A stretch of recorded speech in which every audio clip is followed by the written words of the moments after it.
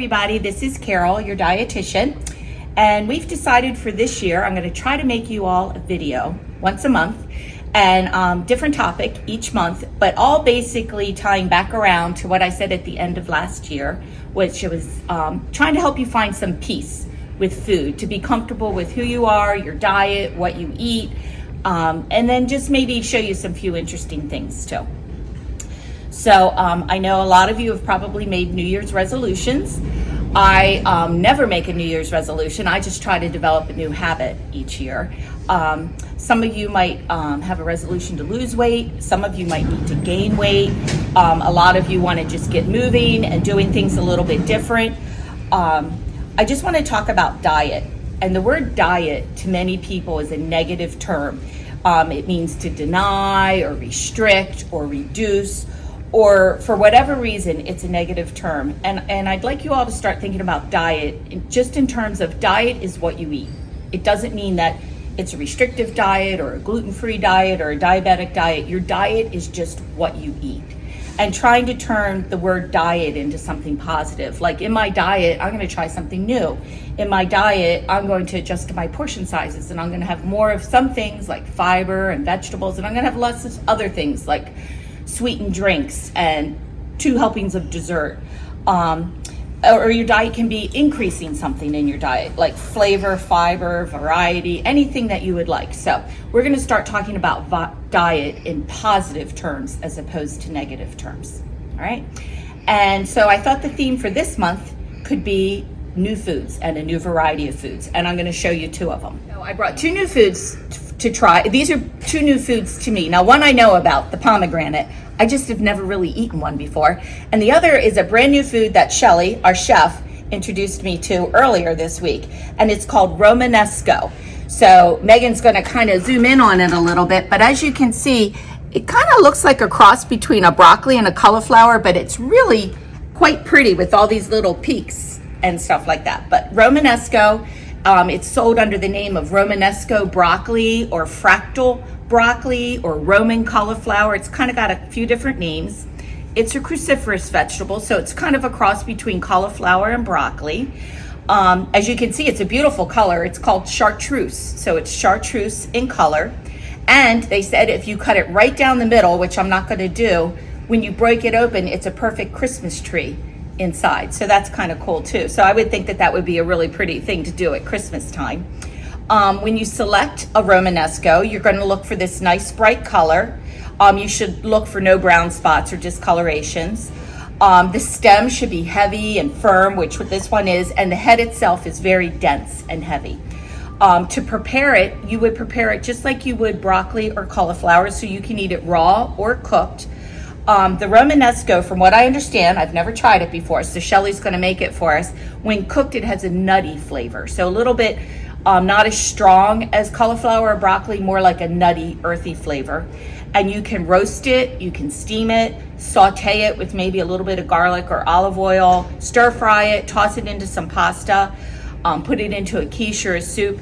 Everything I read said the biggest thing you don't want to do with Romanesco is overcook it, because once it gets mushy, I guess it loses its flavor, its pretty shape, and its color.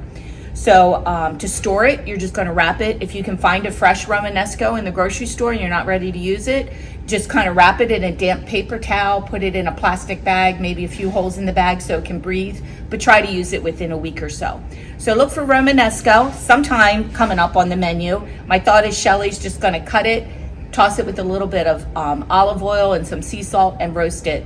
And then you just have to let us know what you think. So the second thing I wanted to show you, the second food, is a pomegranate. Now, yes, I have had a pomegranate before, but I've never prepared one before. So pomegranates, they originated in the Mediterranean. They think they were brought over by the Spaniards to California, and the majority of the pomegranates grown in the United States are grown in California. Before I pulled this little sticker off, it said grown in California. They are good in our part of the country, the Northern Hemisphere, between September to February. I actually had to go to 2 different grocery stores before I could find a pomegranate yesterday. This end is where the flower was as it was hanging from the tree, and this is the stem end. So you have the bud end and the stem end, and this is just a nice firm pomegranate, and if you were able to hold it up close, you can see like little ridgy areas. So it's not perfectly circular. It kind of has some protruding areas, and you'll see when we open the pomegranate what that's for. Now you can use pomegranates in baking or cooking and juices, to garnish a meal. You'll find a lot of alcoholic beverages now have pomegranate in, but the way that most people eat pomegranate is just the beautiful little seeds, which are called arils. Those sprinkled on your food or just eaten, mixed in a yogurt or a granola. So I am going to try to open one of these pomegranates for you and show you how to get the seeds out. Nutrition-wise, pomegranates are a good source of vitamin C, vitamin K, and folate. They're an excellent source of fiber. And pretty much a whole half a cup or a cup of them is only about 80 calories. So they're very low calorie food. So we are going to go ahead and try to do a pomegranate.